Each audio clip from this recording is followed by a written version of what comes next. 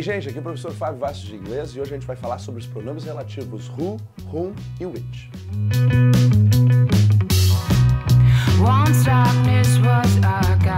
Bem, como vocês viram nessa aula anterior aqui, um pronome relativo é aquele pronome que retoma algo anterior, mas ao retomar algo anterior ele também introduz uma nova oração. Essa nova oração pode ser uma oração restritiva ou explicativa. Além disso, a gente viu que o that, que traduz normalmente como que, e é o pronome relativo mais usado em português, ele não serve para todas as situações, ele tem algumas restrições, como por exemplo, não poder ser usado depois de vírgula.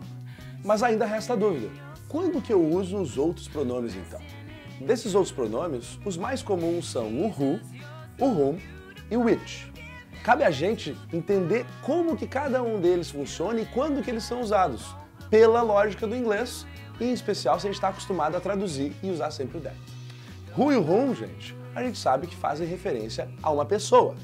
Já o which faz referência a qualquer coisa que não seja uma pessoa. Normalmente um objeto, um animal, um evento, um sentimento, qualquer coisa.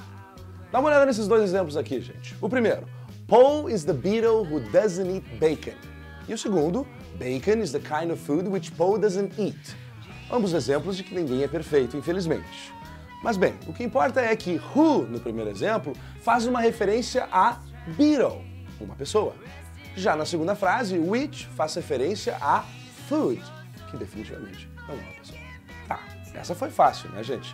Mas a dúvida que fica mesmo é quando é que eu uso o whom, afinal? Posso botar no lugar ali do who na frase? Paul is the beetle whom doesn't eat bacon? Não, né? Sou meio extremo. Tá aí a grande sacada, gente. Tanto o who quanto o whom fazem referência a pessoas. Porém, eles não fazem referência ao mesmo tipo de pessoa.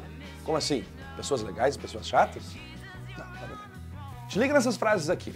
Nelas dá pra gente ver exatamente a diferença entre o who e o whom. Gente, a primeira, John is the beetle who fell in love with Yoko. E a segunda, Yoko is the woman with whom John fell in love. Ok, uma frase fala sobre o John, outra fala sobre a Yoko. Mas, gente, o que nos importa é a oração relativa. Qual é essa? Aquela que é introduzida pelo pronome relativo. No caso da de cima, who fell in love with Yoko. No caso da de baixo, with whom John fell in love. Olha a primeira, gente. Who fell in love with Yoko. Gente, o que a gente precisa prestar atenção é qual é a função do pronome relativo na oração relativa. Nesse caso, o que ele é?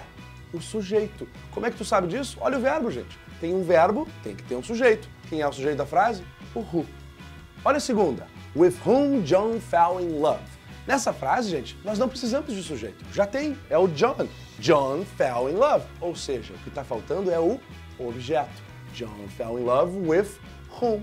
Whom está vindo depois do verbo, está vindo depois da preposição. Obviamente, ele é o objeto e não o sujeito da frase. Resumindo então, gente, quando eu uso who, eu estou fazendo referência a uma pessoa. Só que além disso, eu tenho que cuidar que na oração relativa, a função do who é a função de sujeito. Normalmente isso então vai vir antes do verbo.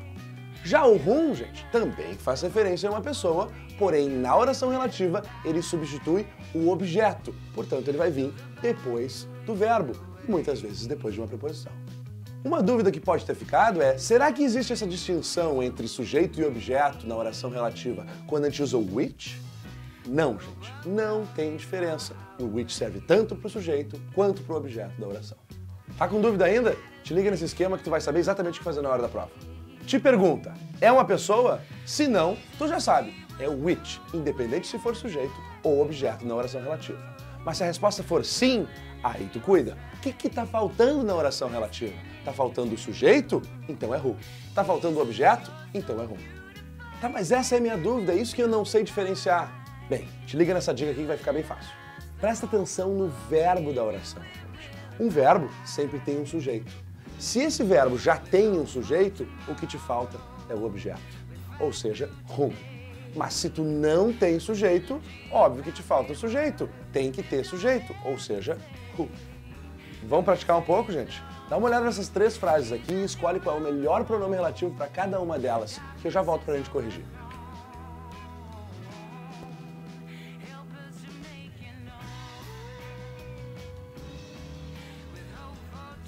Deu? Vamos dar uma olhada? Vamos nessa aqui, gente. George is the Beatle who wrote Here Comes the Sun. Estamos falando de pessoa? Sim, então o which está eliminado. Agora só tem que decidir se é who ou whom. Como é que eu vejo isso? Olha para o verbo. O que tem antes dele? Nada. Ou seja, está faltando o sujeito. A resposta é who. Olha essa aqui, gente. Ringo is the Beatle about most people don't know. Gente, estamos falando de um Beatle, o Ringo, outra pessoa, o which está eliminado. A diferença é who ou whom. Olha para a frase, olha para o verbo. Don't know. Most people don't know. Eu já tenho o sujeito, o que está me faltando é o objeto. Para ajudar ainda, gente, tem a preposição about ali, ó, esperando um objeto para ela. Ou seja, a resposta é whom. Vamos à última então, gente? Abbey Road is the last album the Beatles recorded.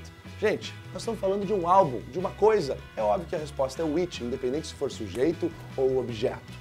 Mas te liga, nessa frase tu não precisaria usar pronome relativo. Mas isso fica para uma outra aula.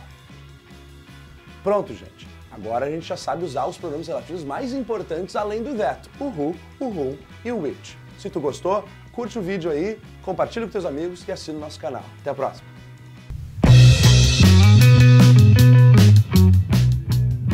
Eu Não, mas eu já sei o que eu tenho que falar. Eu